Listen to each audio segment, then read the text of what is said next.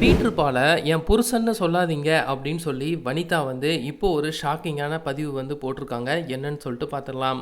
சில வருஷங்களுக்கு முன்னாடி வனிதா மற்றும் பீட்டர் பால் இவங்கள பற்றிய சர்ச்சையான விஷயங்கள் தான் அதிக அளவில் பேசப்பட்டுச்சு. கொஞ்சம் மாதங்களுக்கு அப்புறம் அவங்களாவே பிரிஞ்சுட்டாங்க. அதுக்கப்புறம் பீட்டர் பால் என்ன ஆனார் அப்படின்னு தெரியாமலே இருந்துச்சு. வனிதா வந்து அவங்க பொண்ணுங்களோட வாழ்ந்து வந்துகிட்டு இருக்காங்க. நிறைய திரைப்படங்கள், பிஸ்னஸ் அப்படின்னு சொல்லி பிஸியாக அவங்களோட லைஃப்பை வந்து வாழ்ந்துட்டு இருக்காங்க. இந்த நிலையில் சில நாட்களுக்கு முன்னாடி பீட்டர் பால் இறந்துட்டாரு அப்படிங்கிற ஒரு செய்தி வந்து பரவ ஆரம்பிச்சது. இந்த செய்தியை பார்த்தோன்னே வனிதா வந்து அவங்களோட இரங்கல் பதிவை போட்டிருந்தாங்க. இப்போ கைண்ட் அட்டென்ஷன் அப்படிங்கிற ஒரு டாப்பிக்கில் ஒரு பதிவு வந்து போட்டிருக்காங்க.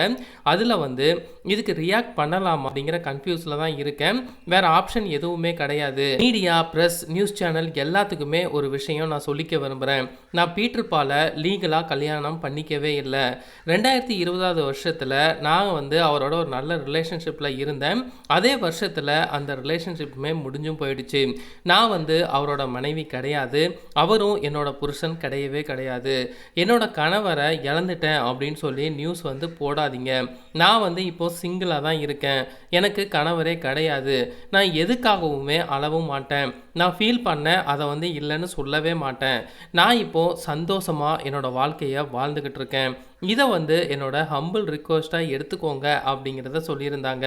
அப்படின்னா 2020 வருஷத்தில் கல்யாணம் மாதிரி ஒரு விஷயம் பண்ணீங்களே, அது என்ன அப்படின்னு சொல்லி பலருமே அதுக்கு கேள்வி கேட்டு வந்துக்கிட்டு இருக்காங்க. நடிகை சமந்தா இப்போ ஷேர் பண்ண ஒரு புகைப்படம் செம்ம வைரலாகி வந்துக்கிட்டு இருக்கு. என்னன்னு சொல்லிட்டு பார்த்துடலாம். நடிகை சமந்தா மயோசிட்டிஸ் அப்படிங்கிற நோயால் பாதிக்கப்பட்டு கொஞ்சம் கொஞ்சமாக மீண்டு வந்துக்கிட்டு இருக்காங்க. இப்போ நிறைய திரைப்படங்களில் கமிட் ஆகியிருக்காங்க.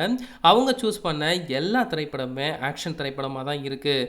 ஷூட்டிங் முடிச்சு வீட்டுக்கு வந்ததுக்கப்புறமா அவங்க கை கால் ஜாயின்ட்ஸ் எல்லாமே பயங்கர பெயினாக இருக்குமா. அதனால் அவங்க வந்து இந்த பெயின் எல்லாத்தையுமே போக்குறதுக்காகவும் அவங்களுடைய உடம்புல இம்யூனிட்டி பவர் வந்து இன்க்ரீஸ் பண்ணணும் அப்படிங்கிறதுக்காகவும் ஐஸ் பாத் வந்து எடுத்துக்கிறாங்க. இந்த குளியலை கூட அவங்க வந்து ரொம்ப கஷ்டமாக தான் எடுத்துக்கிறாங்க. இந்த ஒரு ஃபோட்டோவை தான் அவங்க வந்து ஷேர் பண்ணியிருக்காங்க.